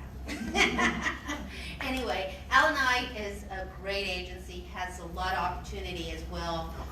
They do a lot of, they're very active in job fairs and very active in trying to get more veterans involved. But what I want to talk about is ESD. We are paid family medical leave. You heard Susie talk about that. I just had a meeting yesterday with paid family medical leave. We're going to have like 30 to 40 opportunities, new established positions that are going to be coming up. And so I also want to share with what the young lady mentioned about network. That's the key to recruiting, and that's the key to getting a job. So I want to share my contact information. If you want to reach out to me, one of my team members or myself are open to informational interviews to teach you or just to talk to you about what we're looking for. How important is that cover letter? How can you attract? Talk about the mission. You've got to stand out in that group, and how do you stand out? Those are the little tips, not how you write your resume, but how do you stand out? How do you stand out amongst the 150 people there? That's the key, and the key is to talk to people. So when you come to my office, I see you as a person, and we can kind of advocate a bit for you. You have to qualify. If you don't qualify for those positions, what do you need to do to get qualified? So I'll have my cards out here, and I welcome you to contact me, get on our listserv, and really think about informational interviews and getting out there and getting your name out there. Thank you so Thank much you. for this. Appreciate it. Alicia. Okay, so I want to address some of the things that we can address here, and then collectively we'll regroup and see how, you know, we can get responses for you to some of the things that we can't answer here. With regard to the military spouse preference, what I'm going to do is ask that anybody who has questions or concerns or who has issues with that, please see Kim. She's raising her hand. She has handouts for you. Just, you know, for the sake of time. So I would ask you to please get with Kim, and she can get you all the current information with the recent changes that have occurred with the military spouse preference program. With regard to the child development centers and the gyms, I'm not MWR. However, I spent a very significant number of years in my career in MWR, so I can answer on behalf of them and the garrison commander. If you're not aware, MWR has to make money, which is why they charge fees for things. Other than charging fees, the gyms are free. I will tell you here at JBLM, we had a child care center in Jensen Family Gym, and it was open for about 18 months, and it closed because no one used it. And so, and I know that doesn't help you now, and it was probably before you got here, but unfortunately, if the facilities, the MWR facilities are not used, then they cannot operate. They can't operate at a loss. And that's just the rules that are put in place by the Army. The same applies with Air Force and the other services. They have to operate at a profit because they pay the salaries of the people who work there. With regard to child care, it's a problem. It's a huge problem.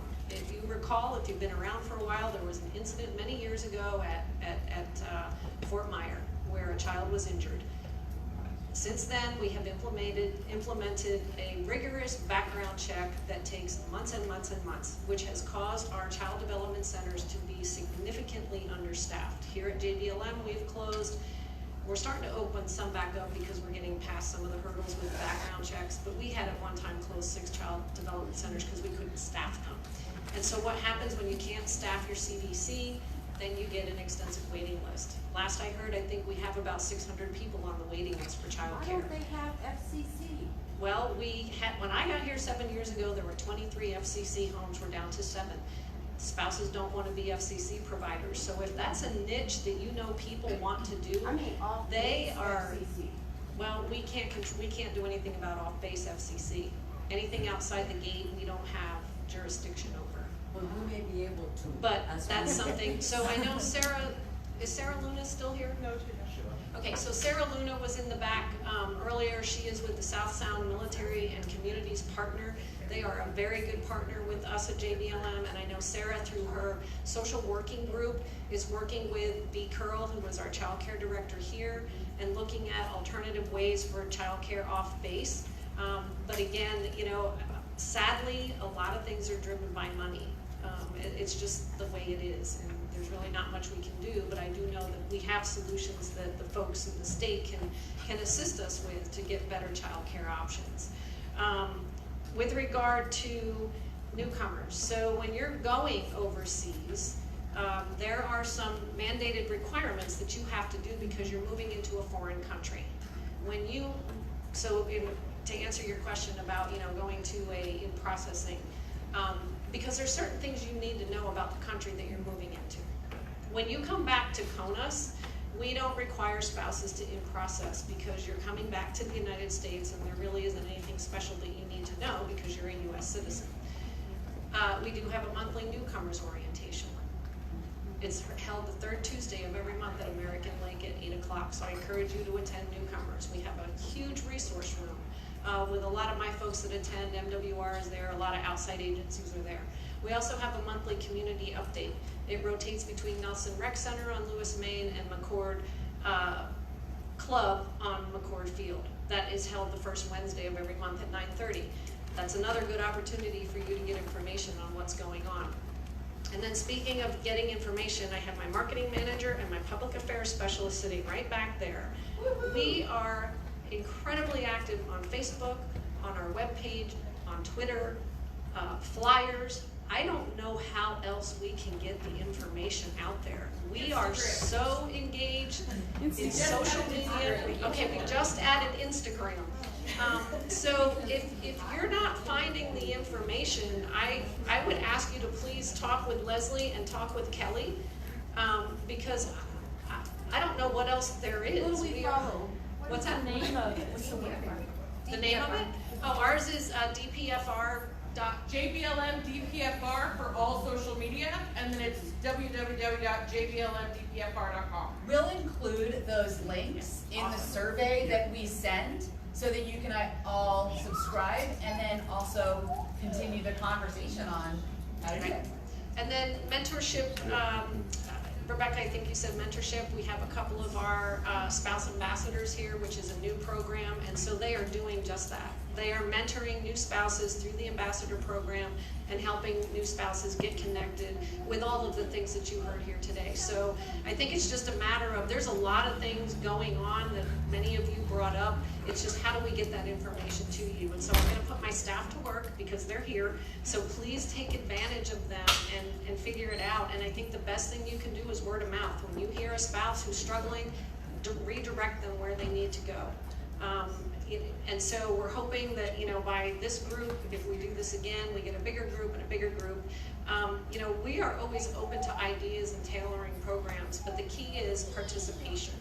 And if people don't participate, we can't sustain those things for a handful of people. This is the biggest turnout I've seen at an event in a long time. And I get that child care is an issue, and that's something that I will take back to our garrison commander. But we do offer child care at newcomers. Newcomers orientation has child care. So I have a promise to Susie, who manages, not Susie, to Cindy, who manages Susie's schedule, to get her out at 3 o'clock. So. And more importantly, I want to just be respectful because everybody's got different commitments, and so we want to finish on time. I'm going to hand off to Alfie to finish up here. So one of the first things is going to be that this session is going to be recorded, it's going to be available. We're going to make sure that you know where to get it, and it's going to be at, you can just Google Washington Department of Veterans Affairs, we're on Facebook, to be able to make sure on all of the different media, to make sure that you can help us send it out to people. Yes, it is 2 hours, but inside of this there was a lot of information too, and I know our fellow spouses, because I'm a military spouse also, our fellow spouses would want to hear some of this. And we want to hear some of the information when it comes to family paid leave, when they look at employment with corporations and state government. And the state, we're here because we want to lead by example. The state should lead by example in hiring spouses and veterans, and therefore when we do that, then we can go to the community and corporate to be able for them to do the same thing. We just want to thank you for being here with us.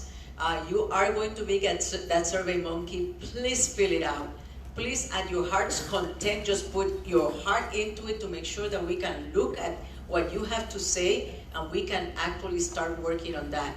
When it comes to the issue of, additional information and being able to put that group of spouses, consulting with us, we're going to start with this group. We have 3 more sessions that we're going to be doing in Washington State with the Coast Guard, the Navy, and up in Fairchild. We want to make sure that we are inclusive of the other services because they're having the same issues you are. And by the way, child care is kicking us in the teeth everywhere. The civilian community is having the same issues when it comes to child care, and we have to do something about it. So we're going to work together on these issues. So thank you again for being here, and I know we have Gary over there raising his hand. Gary? Now, just real quick, want to share, we did live stream on Washington Department of Veterans Affairs. If you check on Facebook, if you post your comment on the live stream, if you didn't get to ask a question, I promise you we will all be reviewing this. And are we able to post the Survey Monkey link on the Facebook too, Mark? Is that something? Yeah, we'll make it happen. So those that are watching online, we will post the Eventbrite link on our link as well too, so you'll be able to find that. And if you share it with other spouses, they'll be able to access that and be able to reply as well too. And I'm told there's a board outside where you can list your name, and if there's a specific issue that you've not been getting a response to, that within 3 business days, you'll get a response back. Thank you all so much.